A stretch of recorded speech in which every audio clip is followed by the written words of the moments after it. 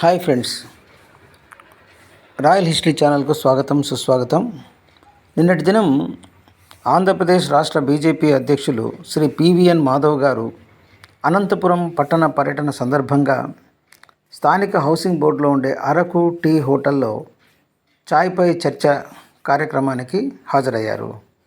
ఆయన వెంట జిల్లా అధ్యక్షులు, కార్యకర్తలు, స్థానికులు, సీనియర్ సిటిజన్స్ పాల్గొనడం జరిగింది. కార్యక్రమంలో రచయిత డాక్టర్ ఎస్ఎస్ గిరిధర్ ప్రసాద్ రాయ్ గారు తాను రచించిన నేను నా బడి గ్రంథాన్ని ఆయనకు బహూకరించడం జరిగింది. తాను నిర్మాత, దర్శకుడుగా నిర్మిస్తున్న అనంతపురం చరిత్ర డాక్యుమెంటరీ షార్ట్ ఫిలిం పోస్టర్ను ఆయనతో ఆవిష్కరింపజేశారు.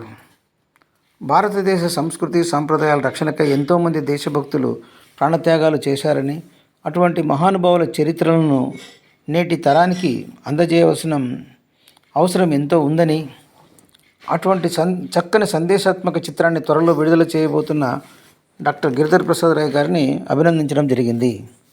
ఈ సమావేశంలో ఎన్నో ప్రజా సమస్యలను స్థానికులు మాధవ్ గారి దృష్టికి తీసుకువెళ్ళడం జరిగింది.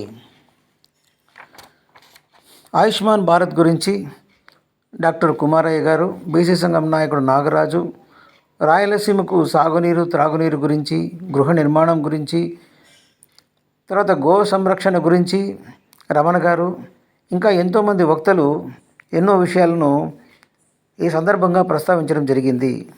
ఆయన వక్తలు తెలిపిన అనేక సమస్యలపై స్పందిస్తూ వాటిని త్వరలో పరిష్కరించడానికి రాష్ట్ర స్థాయిలో, కేంద్ర స్థాయిలో తన వంతు కృషి చేస్తానని సభకు ఆయన తెలియజేయడం జరిగింది.